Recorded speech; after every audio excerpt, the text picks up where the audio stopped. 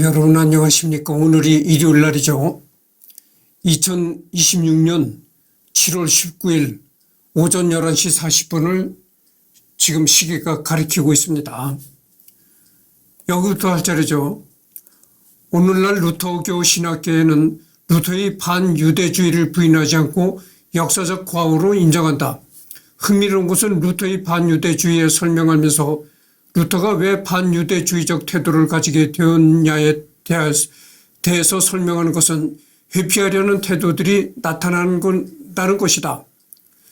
루터를 마치 나치 독일이 인종적이고 우생학적인 백인 우월주의를 가지기라도 한 것처럼 묘사하고는 하는데 자신이 신앙의 대상을 유대인들이 로마 군인과 창녀 사이에서 태어난 사생아로 모욕하며 신성모독을 하는데도 호의적이기는 어려울 것이다. 사실 이 정도의 신성모독의 당시 기준으로 사형을 주장하지 않았다는 게 의아할 수준이다. 두 정부론 비판. 토마스 민처 등을 비롯한 시민들이 교회와 왕권의 수탈과 억압에 맞서 일으킨 독일 농민 봉기에 대해 루터가 농민 편에 서지 않았다는 이유로 유선자라는 비판을 받기도 한다. 민처는 한때 루터의 지지자였으나 신학적 견해가 갈리자 루터를 종이 쪼가리에서 하나님을 찾는 멍청한 이이자 악마라고 공격했고 루터 역시 그를 로마 추종자라고 비난하며 결별했다. 이 대립에는 루터의 책임도 없지 않다. 루터가 주장한 만인사 제로는 농민들에게 새로운 구원의 메시지로 받아들여졌지만 정작 루터는 이를 신앙의 영역으로만 한정하며 봉기에는 반대했다.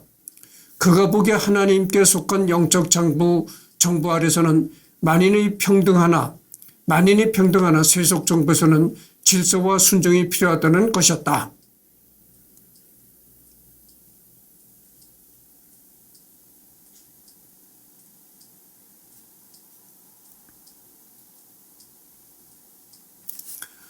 루터는 처음에는 슈바벤 농민들이 12기조에 답하여 처음에는 답하여에서 농민의 도덕적 우위를 인정하고 그들의 주장을 상당 부분 타당하다고 평가했으나 동시에 칼로 흥한 자는 칼로 망한다며 폭력을 금했다. 영주들의 수탈이 하루 이틀이 아니고 도덕적 권고로 개선되기 어렵다는 현실에서 그의 처방의 실효성이 거의 없었다.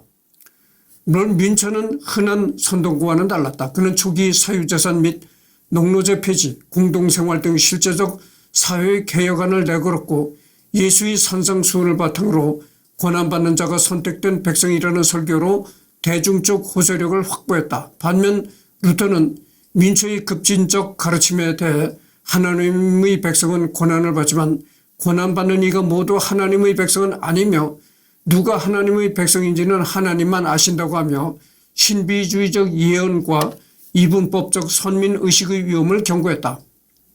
민처는 지배계급을 구약의 가나안에 농민을 이스라엘에 비유하고 스스로를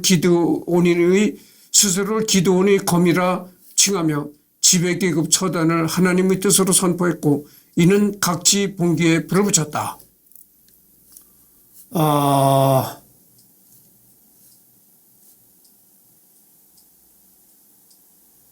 종이 쪼가리에서 잠깐만요.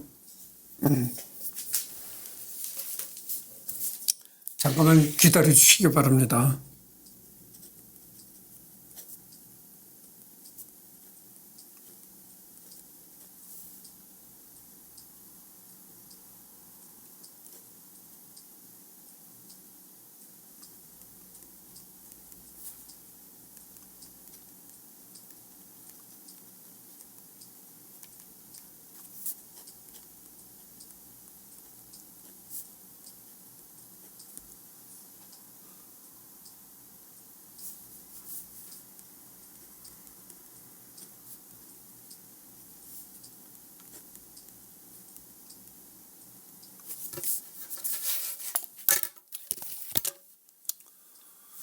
이후 루터가 작선에서 선교 도중 야유를 받거나 비텐베르크 인근에서 발생한 잔혹한 살해, 고문 사건의 소문이 퍼지자 그는 살인과 강도를 일삼는 농민들에 반대하여 라를 발표해 기존의 관용을 거두고 농민을 봉건 질서를 파괴한 반역자로 규정, 반란자이므로 죽어 마땅하다고 단언했다.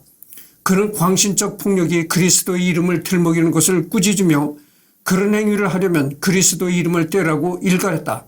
결국 민초는 5천의 농민군을 이끌다 2만 진압군의 체포 처형되었고 이어 영주들의 피보복이 뒤따랐다. 농민전쟁 지역은 초토화되었고 봉건적 구속은 원상복구되었다. 농민들은 루터를 비텐베르크의 교황이라 부르며 저주했다. 잠깐만요.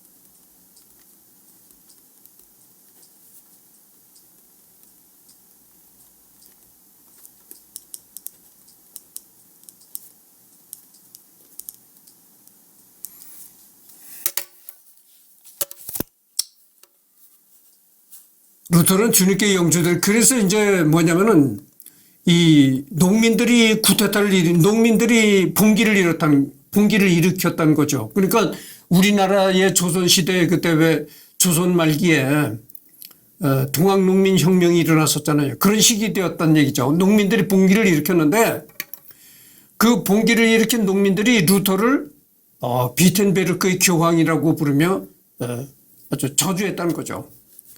루터는 주님께 영주들에게 농민에게 관대하라 권고했으나 이미 민초가 처형되고 수천 명이 토벌된 뒤였다. 이후 비난이 쏟아지자 그는 내가 농부들을 다 죽게 했다. 그 피는 내 책임이다 라며 결과의 무게는 인정했지만 자신의 신학적 당위는 굽히지 않았다. 그 결과 농민들의 지지는 사라졌고 그의 정치적 영향력도 크게 줄었다.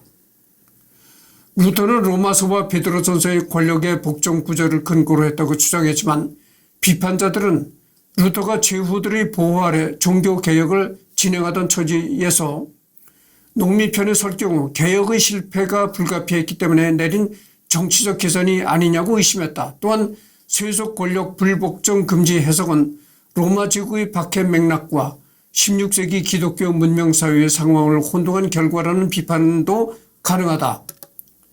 본래 두 정부로는 가톨릭의 세속 간섭을 비판하기 위한 도구였지만 종교와 세속의 분리가 세속 권력의 무책임을 방지할 위험을 간과했다는 한계가 있었다.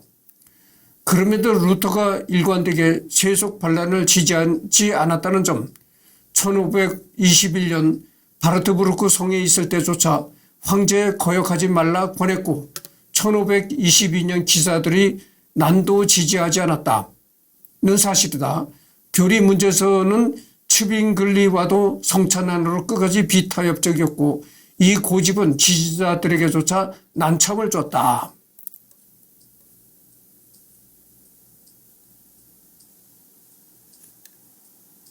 이거는 이제 이 그림은 뭐냐면은 1932년 나치당 득표율과 독일 지역별 종교 분포 비교 지도, 개신교 인구 비율이 높은 지역에서 나치당의 득표율이 압도적으로 높았던 양상을 보여준다. 그러니까 1932년에 그러니까 루터는 1500년대 사람이잖아요.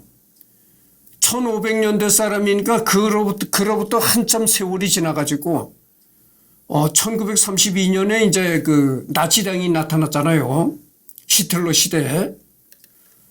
그래서 이제 나치당이 이제 나타나서 독일 전역에서 이제 투표가 벌어졌는데, 국민 투표가 벌어졌는데, 이 대체로 이 나치당을 지지했던 지역들이 이 개신교를 믿는 지역에서 이 나치당을 지지하는 표가 많이 나왔다는 거죠. 그러니까 이 히틀러 정권이 탄생한 데에는 이 개신교의 책임도 크다. 개신교를 믿는 신자들의 책임도 크다. 이렇게 말할 수가 있는 겁니다. 그러니까 개신교를 많이 믿는 지역에서 이 히틀러 지지율이 많이 나왔다. 이런 얘기죠. 루터의 두 정부로는 후대 독일 개신교, 특히 루터교에서 국가 권력에 대한 순종을 신학적으로 정당화하는 근거로 빈번히 인용되었고 20세기 나치 독일 시기에도 반복되었다. 국가 권력을 신적 질서의 일부로 이해하는 관점은 종교적 저항보다는 체제 순응을 강조하는 경향을 강화하였고 그 결과 히틀러 집권 초기 독일 개신교 교회의 침묵 혹은 협력적 태도를 설명하는 하나의 요인으로 지적된다. 리처드 슈타이그만, 갈, 피터 스타그라, 로버트 에릭센 등은 나치 시기 선거 및 사회 분석을 통해 나치 지지율이 개신교 인구 비율과는 일정한 상관관계를 보인 반면 가톨릭 인구 비율과는 상대적으로 낮은 상관관계를 보였음을 지적한 바 있다.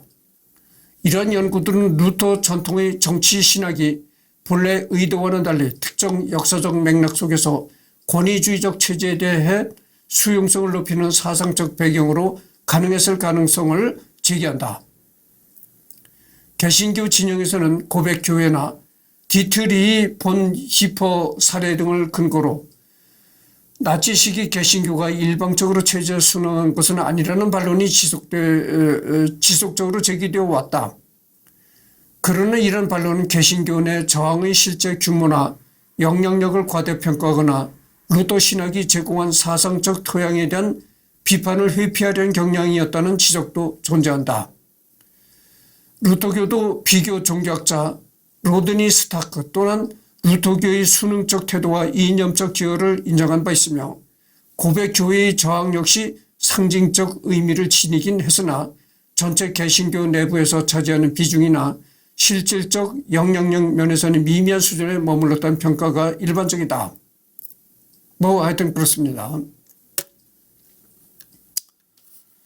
반면 바티칸이 1933년 히틀러 정권과 체결한 정교협정은 자주 오독된다. 그 예로 히틀러 교황이라는 표현은 비오 12세와 교황청의 나치 대응을 설명하는 데 있어 지나치게 단순화된 서사라는 비판을 받아왔다. 교황청이 1933년 체결한 라이콘 코르타툼은 나치 정권에 대한 지지라기보다 급속히 전체주의화되는 국가 권력 속에서 독일 가톨릭 교회의 제도적 존속을 최소한으로도 보장하려는 외교적 대응으로 이해된다. 실제로 나치 정권의 협정을 반복적으로 위반하며 가톨릭 단체와 성직자를 탄압했고 교황청은 이에 대해 공식 항의와 비판을 지속하였다. 1937년 발표된 회칙은 인종주의와 국가 숭배를 명시적으로 비판한 문서로 나치 이념의 핵심을 정면으로 문제 삼았다는 점에서 주목된다. 이러한 맥락에서 비오 12세를 히틀러의 교황으로 단정하는 평가는 당시 외교적 제약과 교회에 대한 탄압 현실을 충분히 반영하지 못한다는 지적이 제기된다. 그래서 여기 보면 이제 전쟁 중과 이후 교황청의 이 유대인 구출에 기여했다는 점도 주목할 만하다. 그래서 이제 히틀러가 전쟁을 일으키니까 2차 대전을 일으키니까 히틀러 밑에서 유대인이 많이 박해를 받았잖아요. 그러니까 이제 교황청이 앞서서 유대인을 구출하는 그런 일에 나섰다는 거죠. 20세기 중반에 들어 마르틴 루터가 독일 농민전쟁에 지지를 하지 않은 것에 대해 비판이 쏟아져 내릴 것은 어느 정도 동독 시절 토마스 민처를 띄워주려는 의도도 작용했다. 토마스 민처는 구동독의 오마르크 집회의 주인공이고 마르크스 레닌처럼 동독 공산당에서 혁명가로 숭상받았는데 루터의 보수성과 대비되는 혁명가로 토마스 민처를 필요 이상 띄워주려니 상대적으로 혁명의 동기를 제공한 루터를 깎아내릴 필요성이 있었다. 그리고 민처의 혁명성도 지금 기준에서 보면 상당히 반봉건적인 여부를 떠나서 종교적 선동 요소가 다분했고 루터 또한 전후단에서 확인할 수 있듯 동독 공산당과 사회주의 학자들에게 비난받을 것이 아니었다. 루터는 상대적으로 구체제와 기독교인 인물 중에서 거의 유일하게 동독에서 높이 평가받는 인물이었기에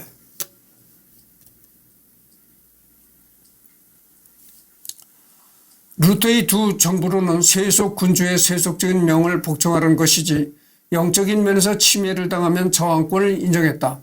1523년 쳐서 교회에 대하여를 통해서 그리고 세속 군주는 자신이 영토 내 교회를 보호해야 할 의무는 있지만 영적인 면에서 교육하거나 간섭할 의무는 없다며 선을 그었고 비슷한 시도에 대해서는 반대를 분명히 했다. 세속적으로도 1528년까지는 작전 선우에게까지 황제에게 거역하지 말 것을 당부했지만 1529년 슈파이어 제국회의에서 카를 5세가 다시 루터파를 이단 척결 명목으로 제국 추방령을 재확인하자 1531년 생각을 바꿔서 세속적 정부보다 하나님의 영적인 정부가 우위에 있으므로 신교도 제후들에게 행동으로 나설 것을 승인했다. 그러니까 이제 이 루터가 독일에서 그 농민 봉기가 일어났을 때 그 농민 봉기를 지지하지 않았다는 그런 점 때문에 이 루터가 후세에도 여러 가지 비판을 받았다 이런 얘기입니다. 한편으로 루터는 농민 전쟁뿐만 아니라 그 후 보여준 보수성 때문에 루터파의 사회적 입장은 매우 보수적이었다. 이전까지 가톨릭 교회에서 맡았던 가족과 사회 질서를 종교개혁 이후 가부장에게 위임하여 북독일 루터파 개신교 지역은 가부장제가 오랫동안 유지되었다는 평을 받는다. 당연히 이런 입장은 가부장뿐만 아니라 사회 안정을 원하는 지배계층과 국가주의에 영향을 미쳤다. 반이성주의와 노예 의지론 비판.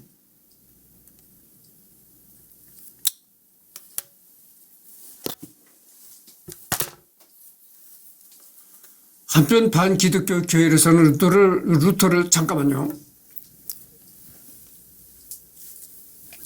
잠깐만 기다려 주십시오.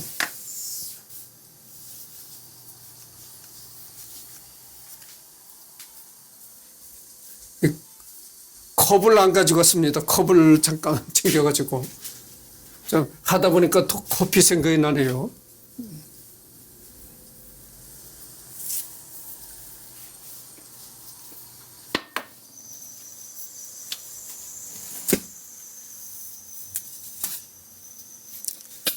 잠깐만 기다려 주십시오.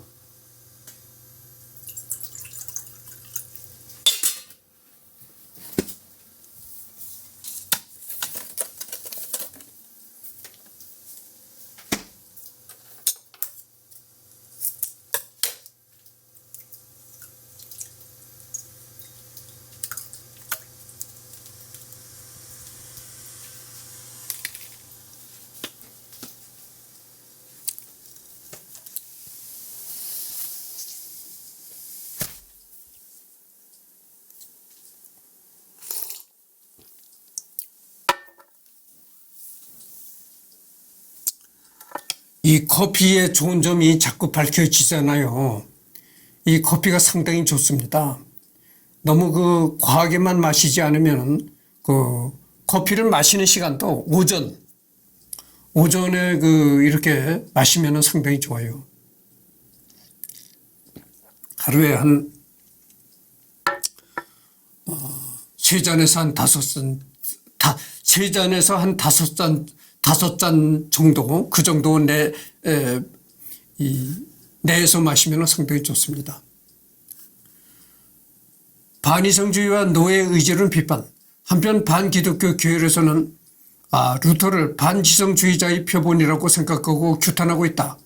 개신교 내에서도 감리교를 세운 잉글랜드의 존 웨슬리 또한 루터의 갈라디아서 강의를 보고 루터의 이성 드립을 비판했는데 올바른 이성이든 그릇된 이성이든 싸잡아다 비난했다고 비판했다. 그 대표적인 사례로 신앙을 위해서는 이성의 눈을 뽑아버려야 한다는 주장을 했기 때문이라고. 그리고 그와 꽤 비슷한 주장을 여러 차례 한 것은 분명해 보인다. 잠깐만요.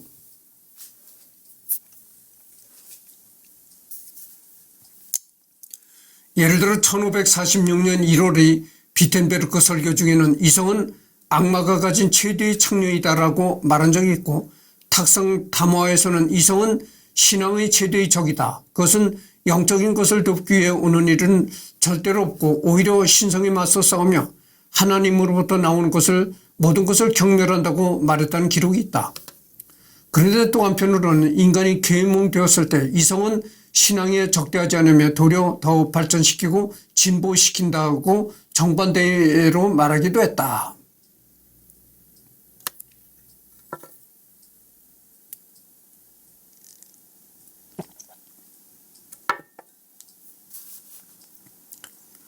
그러니까 루터가 한 말이 전부 이렇게 기록으로 남았으니까 얼마나 루터가 그 당시 유명한 사람이었는가를 알 수가 있는 겁니다. 생각해 보세요. 여러분들은 내가 지금 유튜브를 하고 있지만 내가 유튜브를 한다 해서 여러분들이 내가 한 말을 그대로 기억을 할까요? 그렇지 않습니다. 이승열이는 너무나 평범한 사람이기 때문에 내가 죽어지면 이승열이가 살았을 때 했던 말이 이렇게 뭐 기록으로 남지 절대 않을 겁니다. 그런데 이 루터는 유명한 사람이었기 때문에 그 당시 유명한 사회적으로 중요한 인물이었기 때문에 이렇게 그 루터가 생전에 했던 말이 다 기록으로 남아 있는 거죠.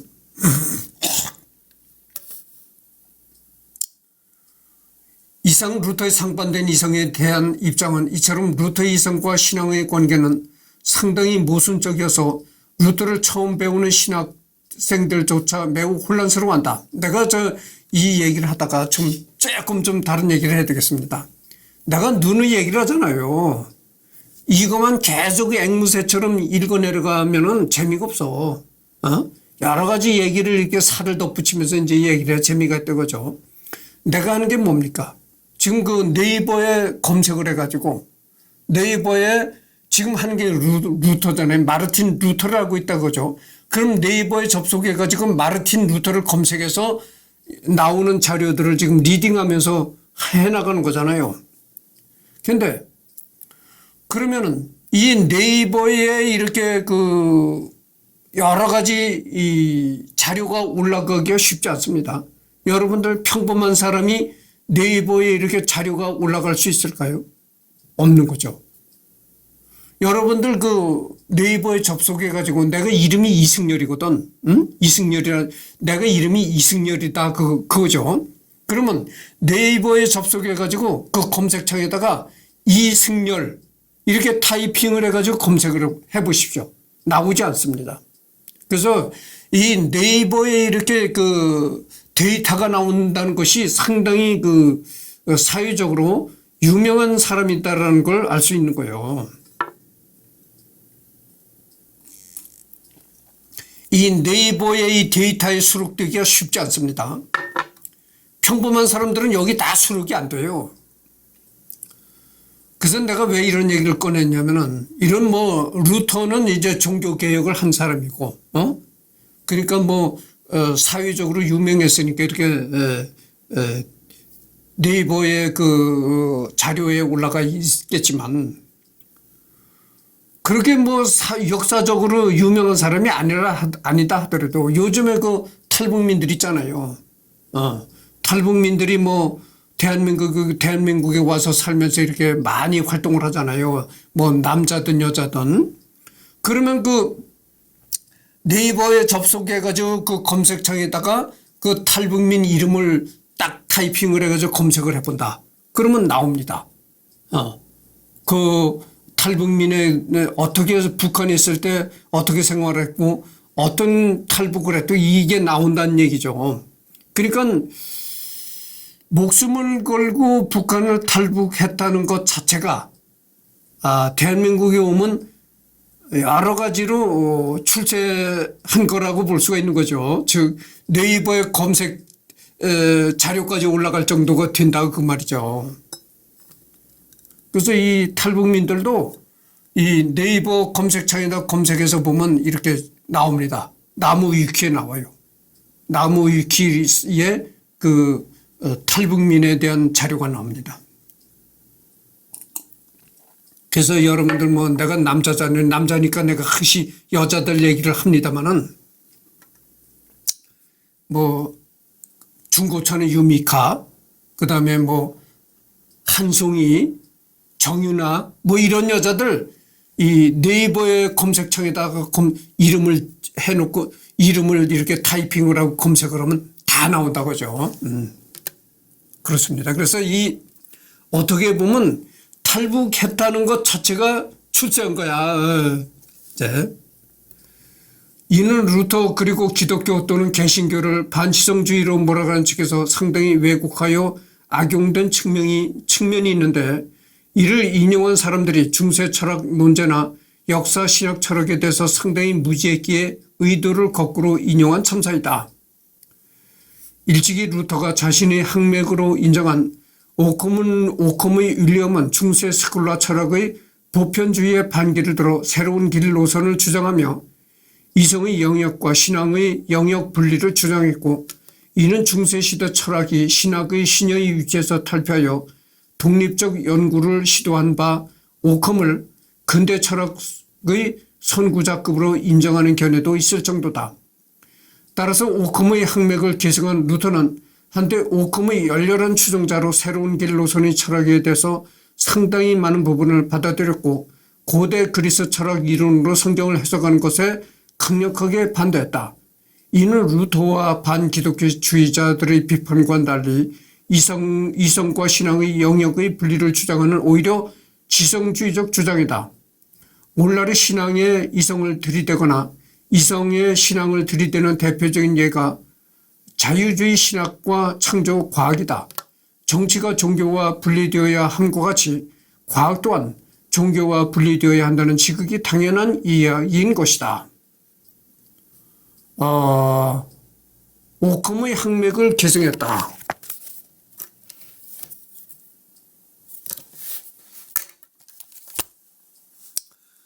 한때 중세 스콜라 신학은 보편주의에서 벗어나지 못했기 때문에 신을 알려는 노력을 하면 신에게 가까워질 수 있다, 또는 그분께서 보상을 베푼다는 견해가 통설이었다. 이는 열심히 공부하면 신앙에 도움이 된다, 또는 열심히 연구하거나 행하면 신앙생활에 도움이 된다는 주장과 가까웠다. 그러나 이는 앞서 면죄부와 관련된 중세교의 타락에 영향을 준 것으로 밝혀졌기 때문에 이에 대해서 루터가 열렬하게 비판한 것은 어찌 보면 당연했다. 루터는 열심히 공부한다고 노력에 비례하여 은혜를 받지 못하며 열심히 선행을 한 것은 구원에 영향을 미치지 못한다는 신학 이론으로 맞섰기 때문이다. 가톨릭 교회가 면죄부를 팔아먹는 거에 관해서 이 루터가 굉장히 이제 비난을 했다는 거죠. 반대를 하고 비난을 했다는 거죠. 그럼 가톨릭 교회는 왜 이렇게 면죄부를 팔아먹었을까? 면죄부라는 게 그거예요. 일종의 그 부적 같은, 무당이 하는 부적 같은 건데, 그거를 돈 주고 사면은 죄가 없어진다는 거지. 예, 죄가 없어져서 이제 천당을 간다는 거지. 면죄부라는 게 글자 그대로 그거예요. 죄를 면한다는 그거예요. 그러면 왜 그렇게 면죄부까지 팔아먹었을까? 여러분, 우리 속담이 이런 얘기 했잖아요. 내가 속담 박사라고 했잖아요. 어? 수염이 속자라도 먹어야 양반이다. 우리 그 옛 속담이 그런 얘기가 있어요. 수염이 이렇게 석자가 늘어졌어도 내가 양반이노라 하고 수염을 이렇게 길게 기르고 품을 잡아도 먹어야 양반이라는 거야. 그러면 아무리 자기의 품을 잡고 의시돼도 먹지 않으면은 다 소용없는다는 얘기지. 그러니까 사람이 먹는다는 게 먹는다는 게 그렇게 중요한 거예요. 먹고 산다는 게.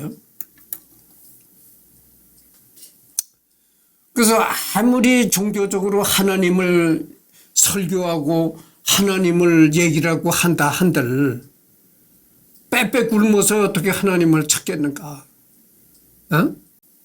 그리고 어쩔 수 없이 가톨릭 교회도 돈을 벌기 위해서 면죄부를 팔아먹을 수밖에 없었다, 이런 얘기죠.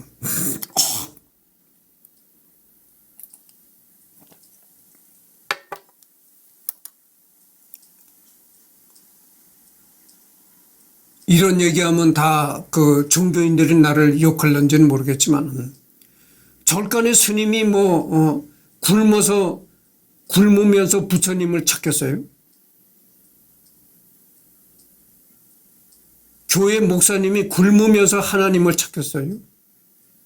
일단 먹어야죠. 먹고 살아야죠.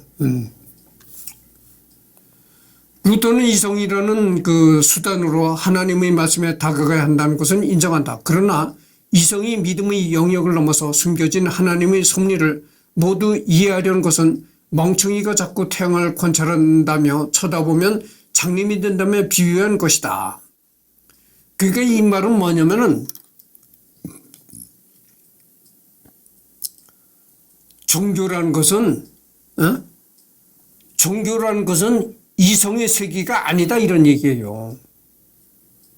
그러니까 우리가 그 성경을 들춰보면은 예수님이 돌아다니면서 이제 안전뱅이도 고쳐주고 이랬다잖아요. 그런 기적을 행한다고 하잖아요. 그러면 그걸 이성적으로 따지고 들어서는 안 되다 이런 얘기예요. 아니 어떻게 이렇게 안전뱅이를 걷게 하고 눈을 먼 장님을 눈뜨게 하고 어떻게 이런 일을 할 수가 있지? 야 이거 새빨간 거짓말이로구나. 이렇게 이성적으로 파고들면 안 된다는 얘기야. 응? 그거는 종교적인 관점의 얘기를 이성적인 차원에서 야 이게 구라로구나 이렇게 하면 안 된다는 얘기야. 이게 쉽게 말해서 그런 식의 얘기가 되는 겁니다. 전술한 대로 루터는 거의 최초로 남녀 모두에게 공교육과 무상교육을 주장한 사람이었다. 그리고 현실 세계에서는 어디까지나 세상은 법과 검으로 통치해야 한다며 교회의 영역을 상당히 좁게 해석한 신학자였다. 이는 모든 걸 모르는 게 없으며 검열하고 판단해주는 교황청 비판에서 나온 논지이기도 하다. 지금 32분을 경과했네요. 조금 더 해드리겠습니다. 어찌 보면 다른 논제일 것 같은 자유의지론 논쟁도 이 연장선에 있다. 루터는 에라스미스의 편지로 논쟁을 한 것도 알려졌다. 그러나 루터와 에라스미스는 그 시대 이전과 그 이후의 기독교의 만년떡밥인 단독설과 신인 협력설의 주장을 각자의 논리로 첨예하게 반박했고 이는 현대 신학자들까지 주목하는 업적이다. 두 대가의 논쟁은 종교개혁 이후 여러 사정으로 벌어지다 둘 사이에 격렬한 논쟁이 오갔고 공식적으로 에라스미스가 루터와 절연한 것은 1525년 루터가 결혼하고 나섰지만 에라스미스의 자유의지론에 반대하여 루터는 노예의지론을 발표하여 논박한 것이 시초다. 사실 루터의 노예의지론은 1520년 저작 기독교인의 자유와 이어지는 내용으로 얼핏 보기엔 상당히 모순적으로 보인다. 하지만 루터 사상의 정수로 꼽히면서 한편으로는 에라스미스뿐만 아니라 가톨릭 다른 개신교 루터파 신학자까지도 반박할 정도의 폭탄급 파급력을 지닌 저작이다. 이 자유의지 떡밥은 현재도 전체 기독교의 단골 논제다. 이런 게 나왔네요. 지금 34분을 경과했습니다. 루터를 다룬 도서들, 루터의 신학에 대해서는 옥스퍼드 대학교 교수 알리스터 맥그레스의 루터의 십자가의 신학, 루터 평전으로는 예일대학교 교수 롤란드 베인턴의 마르틴 루터, 박흥식 교수의 미완의 개혁과 마르틴 루터 등이 있다. 다만 박흥식 교수가 나름대로 중립성을 의식했음에도 불구하고 로마서 3장 28절의 루터 번역에서 보듯 편파적인 부분이 있다. 가톨릭과 루터교의 의인 논쟁과 연관된 구절에 루터가 원문에 없던 것을 임의로 추가한 것인데 박흥식 교수는 다음과 같이 설명하였다. 루터의 번역은 앞선 시기 번역들과 비교할 때 독창적이고 개선된 요소들이 많다. 우선 그는 번역문이 독일어의 고유한 문체와 언어적 특성을 잘 살려야 한다고 생각했다. 그는 원문에 충실한 문자적인 번역을 고집하기보다는 필요하다고 판단되면 원문에 적절한 단어를 추가하여 의미를 강조하는 것도 꺼리지 않았다. 잘 알려진 사례로 로마서 3장 28절 번역에 오직이라는 단어를 삽입하여 오직 믿음으로라는 문구를 만든 것이다. 오직 믿음으로 의롭게 된다고 우리는 확신합니다. 그러니까 이 이 박흥식 교수가 한 건 주장한 건 겁니다. 이 문자에 너무 집착해서 번역하지 말고 의역을 해라 뭐 이런 얘기가 되겠습니다. 그리고 여기 기타가 나옵니다. 기타가 나오는데 이게 또 상당히 많습니다. 그러니까 이 기타 부분서부터는 또 오후에 또 녹화할 시간 있잖아요. 그때 녹화하도록 하겠습니다. 지금 36분을 경과했네요. 그러니까 이 기타는 오후에 하도록 하겠습니다.